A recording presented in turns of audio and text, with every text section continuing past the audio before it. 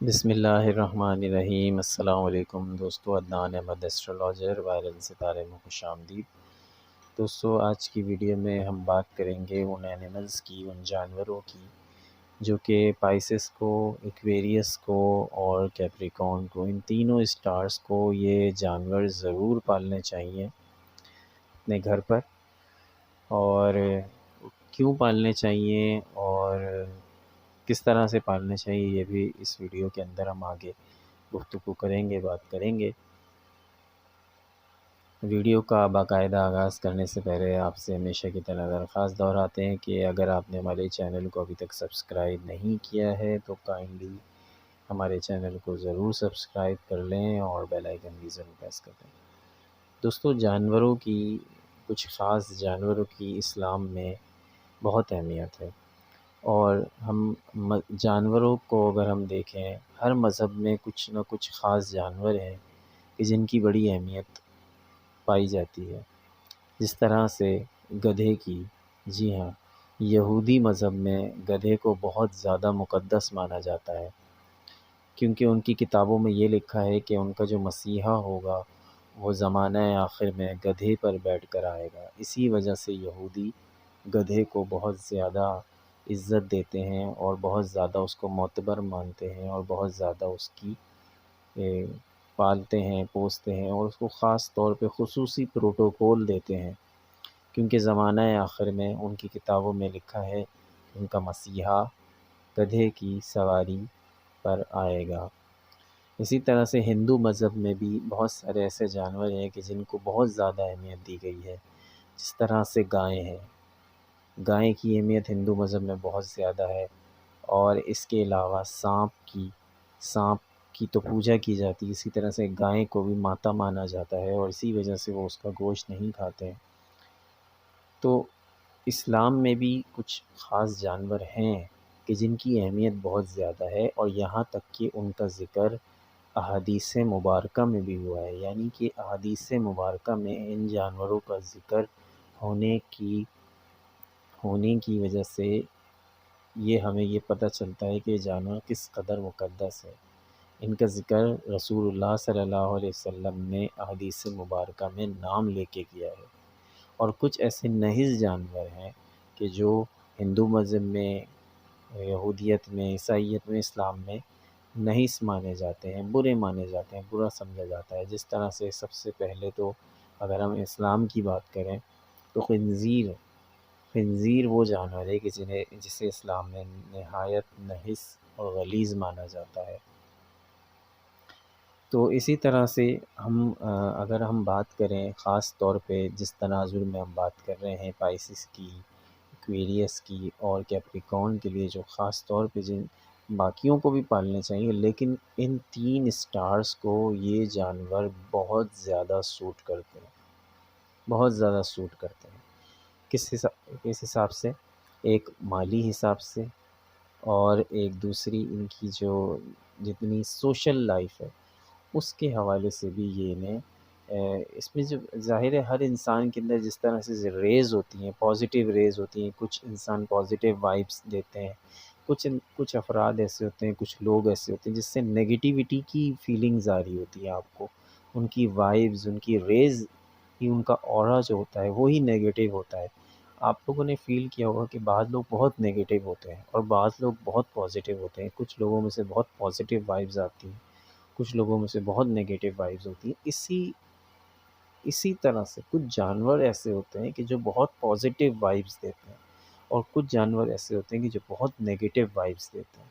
اسی طرح سے خنزیر جو ہے، اسلام نے جب منع کیا ہے تو اس کی تو بہت ساری دلیلیں ہیں، لیکن اس میں سے ایک دلیل جو ہمارے ایسٹرولوجی میں مانی جاتی ہے وہ ہے کہ بہت نیگیٹیو وائبز دیتا ہے، اس لیے خنزیر کو تو اپنے آس پاس بھٹکنے بھی نہ دیں۔ اسی طرح سے جو کتا ہے، کتا بھی اپنے سے ڈسٹینس پہ رکھیں، اس کو گودوں میں بٹھانا، پالنا یہ ٹھیک نہیں ہے۔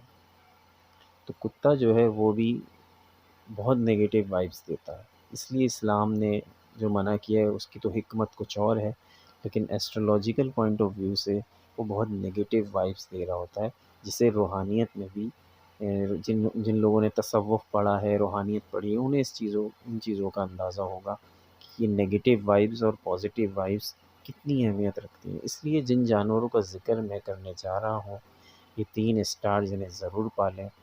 مہنگائی کا دور ہے، کوشش کریں پیسے جمع کریں، سال کے اندر بھی اتنے پیسے جمع ہو جائیں گے کہ آپ ان جانوروں کو افورڈ کر لیں گے، ان کی دیکھ بھال کریں، ان کو پالیں، ان کو پیار دیں، تو یہ آپ کو مالی طور پہ بھی خوشحال کریں گے۔ جو وہ افراد کہ جو کافی عرصے سے مالی حوالے سے بہت پریشان ہیں، انہیں تو یہ عمل 100% ضرور کرنا چاہیے۔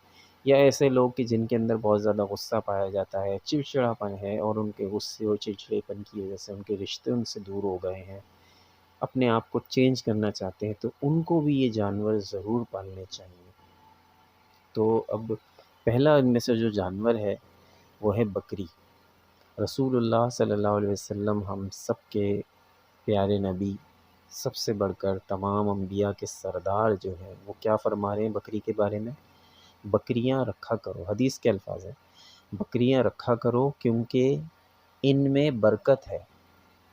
اب یہ میں نہیں کہہ رہا، ایسٹرولوجی بھی سائڈ پہ چلی گئی۔ جب دین کا حکم آ گیا یا دین کی بات آ گئی تو پھر تو ساری باتیں نبی علیہ الصلوۃ والسلام کے فرمان پہ قربان ہو جائیں۔ تو رسول اللہ صلی اللہ علیہ وسلم کیا فرما رہے ہیں؟ ان میں برکت ہے۔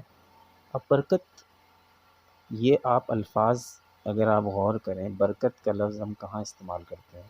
پیسے کے حوالے سے بھی ہو سکتی ہے۔ اب برکت وہ غذا کے، کھانے کے حوالے سے بھی ہو سکتی ہے۔ بہت سارے اس کے سمت نکلتی ہے، ڈائریکشنز ہیں اس حدیث کی۔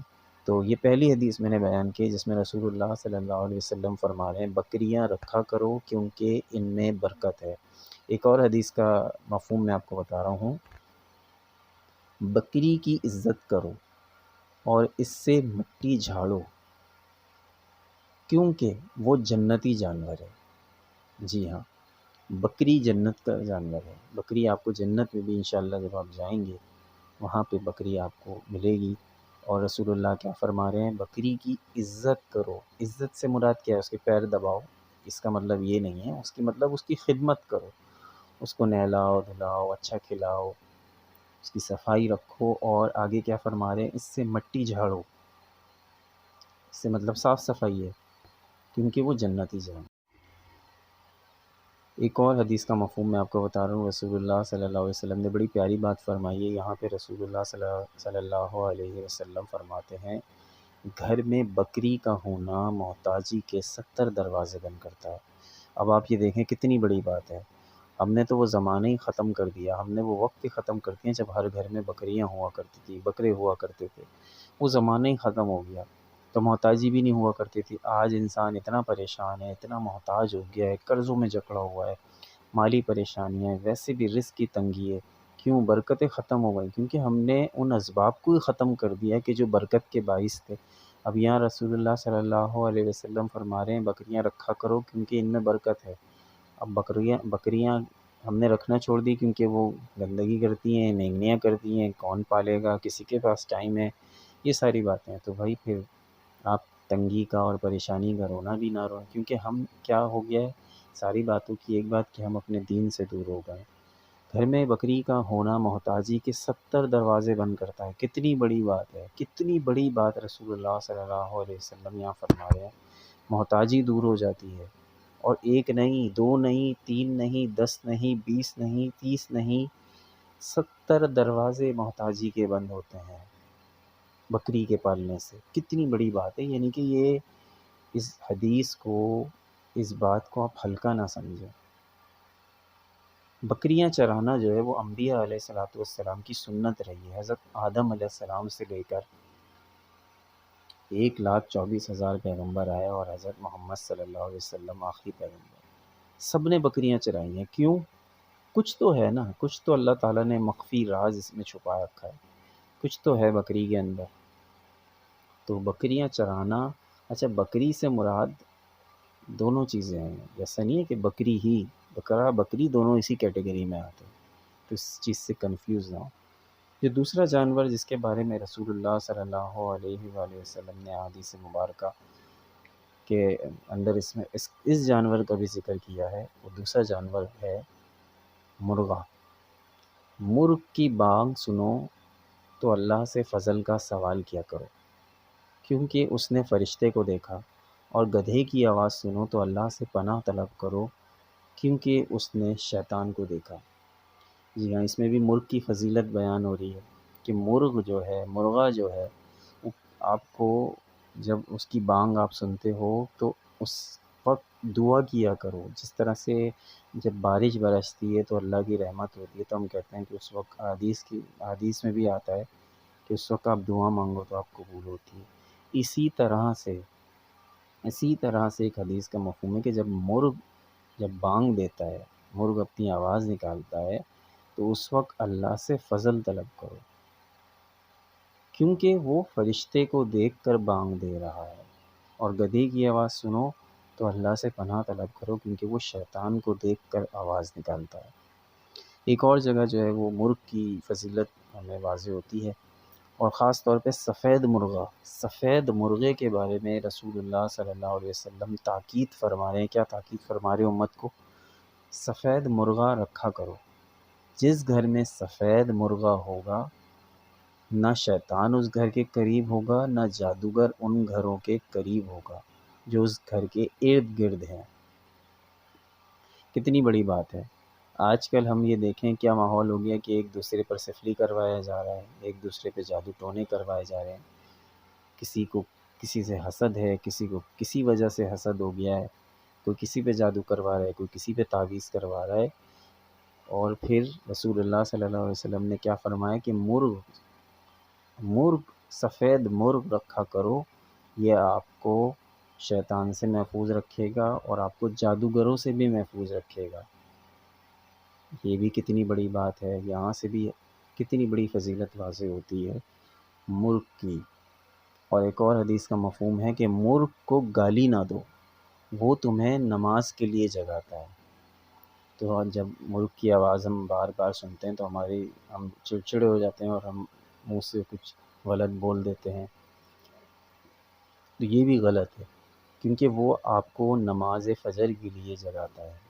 خاص طور پہ ہم آواز سنتے ہیں مرغ کی، وہ عموماً فجر کے وقت ہی زیادہ ہوتی ہے، اور اس وقت وہ ہمیں نماز کے لیے جگا رہا ہوتا ہے، اس لیے ہم اس کو برا نہ کہیں۔ تو یہاں تو دو جانوروں کا ذکر ہوا، احادیث میں بے انتہا تاکید آئی ہے سفید مرغ کی اور بکری کی۔ تو کوشش کریں اسپائسز والے، ایکویریس والے اور جدی والے، اللہ تعالیٰ جو ہے وہ ان جانوروں کے پالنے کی برکت سے جو ہے وہ آپ کے مسائل حل کرے گا۔ کچھ تو ہے نا ان جانوروں میں، تبھی اللہ کے رسول حدیث میں نام لے کے ذکر فرما رہے ہیں، کوئی چھوٹی معمولی بات نہیں ہے۔ تو یہ بات ہمارے لیے کافی ہے کہ اور ہمیں تو حکم ہے کہ ہم دین کے ہر بات کے آگے، ہر چیز کے آگے اپنا سر جھکا دیں، سرنڈر کر دیں۔ یہی ہمیں حکم ہے اور یہی ہمارا دین ہمیں سکھاتا ہے۔ ایسٹرولوجی کی باتیں تو چلے رہنے دینا، شاید کوئی اس کو غلط وے میں لے جائے، لیکن دین کی باتیں تو سب سمجھتے ہیں۔ تو دوستو، امید کرتا ہوں آپ کو میری یہ بات سمجھ میں آئی ہوگی، اور انشاءاللہ تعالیٰ مجھے امید ہے کہ آپ اس پر عمل کرنے کی بھی کوشش شروع کر دیں گے۔ کر کے دیکھیے، اللہ کے رسول کا فرمان ہے، میری بات غلط ہو سکتی ہے مگر حدیث کی بات غلط نہیں ہو سکتی۔ عدنان احمد کو اجازت دیجیے، اور ہمارے چینل کو ضرور سبسکرائب کر لیجیے اور بیل آئیکن بھی ضرور پریس کر لیجیے۔ عدنان احمد کو اجازت دیجیے، اللہ نے کے بعد۔